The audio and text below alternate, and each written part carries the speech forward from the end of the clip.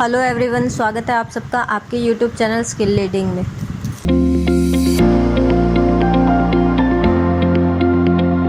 आज हम बात करेंगे टीडीएस की यूटिलिटी के रिगार्डिंग। टीडीएस की यूटिलिटी हमें क्यों ज़रूरी होती है। टीडीएस की यूटिलिटी हमें अपनी टीडीएस की रिटर्न फाइलिंग के लिए ज़रूरी होती है। टीडीएस के वैसे मार्केट में बहुत सारे सॉफ्टवेयर है, जैसे कि वेबटेल हो गया हमारा उसके अलावा जीनस सॉफ्टवेयर हो गया, हमारा टीडीएस मैन सॉफ्टवेयर हो गया, और भी बहुत सारे हमारे सॉफ्टवेयर है टीडीएस के मार्केट में अवेलेबल।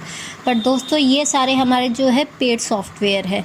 इन सॉफ्टवेयर के लिए हमें कुछ ना कुछ मनी पे करनी पड़ती है। तो लेकिन गवर्नमेंट ने हमें एक फैसिलिटी प्रोवाइड करी है। क्या फैसिलिटी प्रोवाइड करी है? गवर्नमेंट ने हमें एक अपने गवर्नमेंट पोर्टल के ऊपर यूटिलिटी प्रोवाइड करी है, जिसके थ्रू हम अपनी टीडीएस की रिटर्न को बना सकते हैं और इनकम टैक्स के पोर्टल पे जाकर उसको अपलोड कर सकते हैं। तो ये गवर्नमेंट हमें एक फैसिलिटी प्रोवाइड करती है, एक यूटिलिटी प्रोवाइड करती है, जिसके थ्रू हम अपनी टीडीएस की रिटर्न को बहुत आसानी से कर सकते हैं।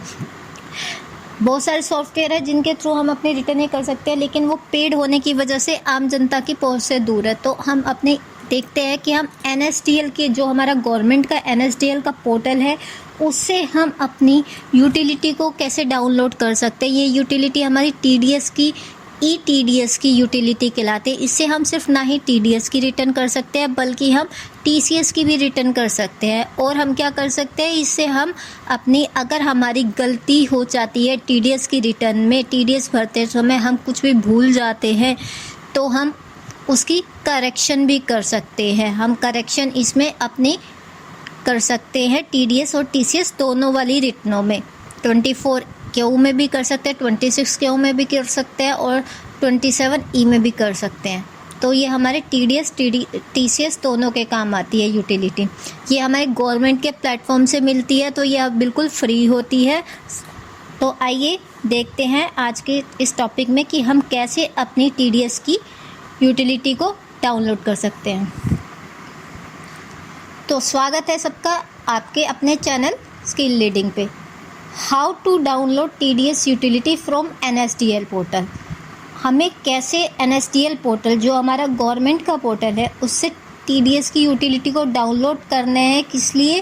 ताकि हम अपनी जो टीडीएस की रिटर्न है वो फ्री ऑफ कॉस्ट रेडी करके अपने सबमिट कर सके टाइमली। तो इसके लिए हमें सबसे पहले क्या करना पड़ेगा? इसके लिए सबसे पहले हमें गूगल पे जाना पड़ेगा। गूगल पे जाने के बाद हमें एनएसडीएल टीडीएस यूटिलिटी टाइप करना पड़ेगा। जब हम एनएसडीएल टीडीएस यूटिलिटी टाइप करेंगे, एंटर करेंगे, तो सबसे पहला जो लिंक आएगा हमें उसी पे ही क्लिक करना है। जो सबसे पहला हमारा TDS TCS return preparation utility, RPU utility जो हमारी आएगी, return preparation utility. RPU utility का मतलब है रिटर्न प्रिपरेशन यूटिलिटी। तो सबसे पहले लिंक पे हमें क्लिक करना है। जैसे ही हम इस लिंक पे क्लिक करते हैं तो हमारा प्रोटीन का पोर्टल खुल जाता है। तो इसमें हमारे पास बहुत सारे ऑप्शन है। इसमें हमारे पास होम है, सर्विसेज है, टीडीएस टीसीएस है। तो हमें क्या करना है, हमारे जैसे ही हमारे ये पोर्टल खुलेगा, हमारे सर्विसेज पे जाना है। सर्विसेज पे हमारा जो है सबसे पहला ऑप्शन है हमारा टीडीएस और टीसीएस का। इस पे हमें जाके क्लिक करना है। जैसे ही हम टीडीएस टीसीएस पे क्लिक करते हैं, हमारे पास लेफ्ट हैंड साइड पे ये मेन्यू बार खुल जाता है। इस मेन्यू बार में हमें overview, quarterly statement, status, 5 step, TDS TCS return, validity, utility, TDS TCS, RPU, ये हमें ऑप्शन दिखाई देते हैं। तो हमें क्या करना है, टीडीएस / टीसीएस आरपीयू पे क्लिक करना है। जैसे ही हम इस पे क्लिक करेंगे, हमारी विंडो खुल जाएगी। तो उसमें हमें नीचे जाना है। नीचे जाने के बाद जहाँ आरपीयू फॉर क्वार्टरली रिटर्न लिखा हुआ है, वहीं पे आरपीयू यूटिलिटी को डाउनलोड करने का ऑप्शन दिया हुआ है। ये हर बारी इसका वर्जन चेंज होता है। गवर्नमेंट की साइड से ये टाइम टू टाइम अपडेट होती है। कोई भी अपडेशन जब भी इस यूटिलिटी में होती है, तो ये यहाँ पे अपडेट वर्जन के फॉर्म में आती है। देखिए यहाँ पे लिखा हुआ है new TDS TCS return preparation utility version 5.2, मतलब ये 5.2 वर्जन है। ये किस लिए है? देखो, जैसे मैंने आपको बताया था कि हम इसमें रेगुलर अपनी टीडीएस टीसीएस की रिटर्न भी कर सकते हैं और इसमें करेक्शन भी कर सकते हैं हम क्वार्टरली में।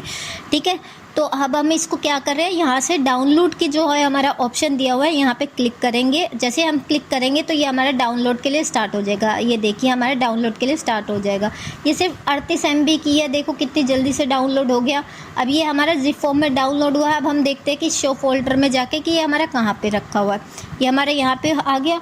अब हम राइट क्लिक करेंगे, राइट क्लिक करके ये हमारे जिप फॉर्म में है, इसको अनजिप कर लेंगे। सबसे पहले हम करेंगे एक्सट्रैक्ट हेयर। जैसे ही ये एक्सट्रैक्ट हो जाएगा, एक्सट्रैक्ट होने के बाद हमारा जो ये फ़ोल्डर है ये फ़ोल्डर में आ जाएगा। अब फ़ोल्डर में आने के बाद हमें क्या करना है, हम इसको कैसे चला सकते हैं, कैसे यूज़ कर सकते हैं, कोई मुश्किल नहीं है एवरीवन, इसको ही चलाना है, बहुत इजी है। हमें कुछ नहीं करना, जो इसका TDS वाला ऑप्शन है उस पर जाके सिंपली हमें क्लिक करना है। जैसे ही हम इस पर क्लिक करेंगे तो हमारी TDS की यूटिलिटी अपने आप ही ओपन हो जाएगी। देखिए हमने यहाँ पे TDS RPO 5.2 पे हमने क्लिक किया। जैसे ही हमने क्लिक किया ये एक डायलॉग बॉक्स ओपन आ गया। इसमें क्या बोला है, इसकी कुछ प्री रिक्विजिशन होती है। प्री रिक्विजिशन क्या होती है, इसमें ना जावा हमारी कंपलसरी होती है, जावा RPU का इंस्टॉलेशन। तो हमारे इसमें कौन सी जावा रन टाइम एनवायरनमेंट चाहिए होता है, उसका हमारा इसी में ही वर्जन भी मेंशन होता है। जैसे ही हम इस पर क्लिक करते हैं इस पर वर्जन मेंशन होता है। तो 1.6 ऑनवर्ड्स मतलब 1.6 से ऊपर वाली ही जावा इसको सपोर्ट करेगी। तो हम इस पर क्लिक पे ओके करेंगे। जैसे ही हम ओके करेंगे, मेरे सिस्टम में जावा पहले से ही हो रखी थी तो मुझे कोई प्रॉब्लम नहीं आई है। इसलिए अगर आपको इसमें यूटिलिटी में कोई प्रॉब्लम आती है तो आप पहले अपने जावा का वर्ज़न देखिएगा। अगर आपका जावा का वर्ज़न जो इसमें मेंशन वर्ज़न है उससे कम का है तो पहले जावा को अपडेट कीजिएगा और उसके बाद ही इस यूटिलिटी को चलाइएगा। जैसे ही हम इस यूटिलिटी को चलाएंगे तो इसके बाद हमें यहाँ पे मांगता है सबसे पहले फॉर्म नंबर। फॉर्म नंबर मतलब आपका 24 क्यू है, 26 क्यू है, 27 क्यू है या 27E क्यू है। जो 24 क्यू है वो हमारा सबको पता है किस लिए होता है, ये हमारा होता है सैलरी के लिए। 26 क्यू होता है जो हमारा वो होता है अदर देन सैलरी के लिए। जो 27 क्यू है वो हमारी जो होती है वो TCS की रिटर्न होती है। तो इसी तरह से हमारे डिफरेंट फॉर्म दिए हुए हैं। और देखिए यहाँ पे रेगुलर और करेक्शन दोनों ऑप्शन दिया है। मैंने आपको बताया था कि हम इसमें अपनी रेगुलर रिटर्न भी प्रिपेयर कर सकते हैं और अपनी करेक्शन की रिटर्न भी प्रिपेयर कर सकते हैं। मतलब कैसे करेंगे, रेगुलर रिटर्न में अगर हमसे कोई भी मिस्टेक हो जाती है तो हम अपनी उसकी करेक्शन की रिटर्न फाइल करते हैं, जिसमें हम करेक्ट डाटा डालते हैं। उसके बाद उसको अपडेट करते हैं और उस रिटर्न को इनकम टैक्स की पोर्टल पे जाके अपलोड कर देते हैं। तो हमारी करेक्शन की TDS और TCS की रिटर्न फाइल हो जाती है। अब जैसे कि मेरे को फॉर्म 24Q को करना है तो मैंने रेगुलर पे गई और मैंने ओपन सेव फाइल कर दिया। तो ये मेरा डायलॉग बॉक्स है, जहाँ भी मेरी ओपन फाइल है वो मांगेगा। तो मैं उस पर जैसे मैं क्लिक करूँगी तो मेरी फ़ाइल ओपन हो जाएगी। तो अब मेरी इसमें मेरे को फ़ाइल करनी है ओपन, तो सबसे पहले मुझे क्या करना पड़ेगा, अपनी कौन सा फाइल करनी पड़ेगी अगर मुझे अपनी इसमें करेक्शन करनी है। और अगर मुझे इसमें करेक्शन नहीं करनी है, मेरे को नई फाइल करनी है, कोई नई रिटर्न बनानी है, तो मुझे क्या करना पड़ेगा, अपनी नॉर्मल रेगुलर करनी पड़ेगी और क्लिक टू कंटिन्यू। मैंने कंटिन्यू किया। ये देखिए हमारा जैसे मैंने 24 क्यू फॉर्म सेलेक्ट किया था तो मेरी ये यहाँ पे डिटेल मांग रहा है। इसमें मेरे को अपनी डिटेल भरनी है, पर्टिकुलर स्टेटमेंट देनी है, डायरेक्टर की डिटेल देनी है, रिस्पॉन्सिबल पर्सन की डिटेल देनी है। उसके बाद मेरे को यहाँ पे हमारा सेकंड ऑप्शन आ जाएगा। जब मैं यहाँ पे अपना फाइनेंशियल ईयर ये पूछ रहा है, ये कंपलसरी है हमारा फाइनेंशियल ईयर करना। क्वार्टर भी मैंशन करना ज़रूरी होता है हमें, क्वार्टर कौन से क्वार्टर की भरनी है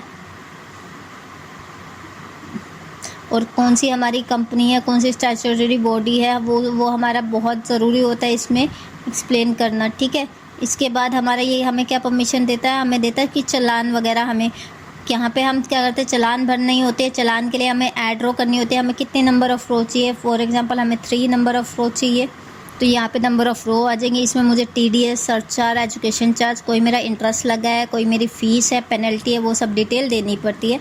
उसके बाद BSR कोड आ जाता है, हमारा डेट ऑफ चालान आ जाती है, ठीक है, और सीरियल नंबर आ जाता है। ऐसे मेरा एनेक्चर होता है। एनेक्चर में बेसिकली क्या होता है, एनेक्चर में भी हमारी जो चालान है उसके अकॉर्डिंग हमारे इंसर्ट हो जाते हैं रोज़। जैसे हमने 3 चालान किया है, एक चालान में मेरे कितनी रोज़ आएंगी, दूसरे चालान में मेरी कितनी आएंगी, कितने नंबर ऑफ़ डिडक्टी है, तीसरे चालान में मेरी कितनी नंबर ऑफ़ डिडक्टी है, उस अकॉर्डिंग मेरी नंबर ऑफ़ रो आ जाएगी। मतलब एक चालान में मैंने 2 करी थी तो मेरी 2 आ गए, 2 डिडक्टिव हुए। तो दूसरे चालान में मैंने 3 करे थे तो मेरे 3 आ गए।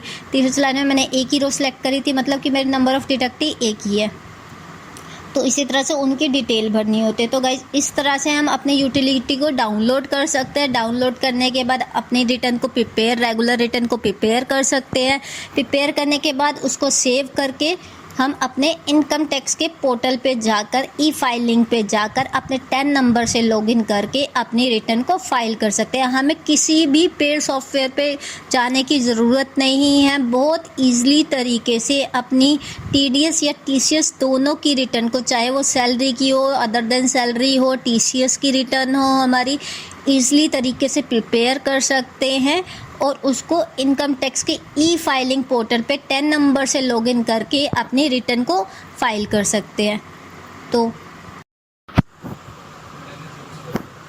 Thank you everyone. आज की वीडियो में हमने सीखा कि हम कैसे टीडीएस की यूटिलिटी को डाउनलोड कर सकते हैं एनएसडीएल पोर्टल से, जो कि गवर्नमेंट ने हमें पोर्टल प्रोवाइड किया है। तो आज की वीडियो में आपने टीडीएस यूटिलिटी डाउनलोड करनी सीख ली है। नेक्स्ट वीडियो में मैं आपको बताऊंगी कि हम इस यूटिलिटी से कैसे अपनी टीडीएस की रिटर्न को प्रिपेयर कर सकते हैं। तो आज के लिए हमारी ये वीडियो यही समाप्त होती है। अगर आपको ये वीडियो पसंद आई हो तो ज़्यादा से ज़्यादा इसको लाइक कीजिए, शेयर कीजिए, सब्सक्राइब कीजिए और भी इन्फॉर्मेटिव वीडियो के लिए बने रहिए आपके अपने चैनल स्किल लीडिंग के साथ। Thank you.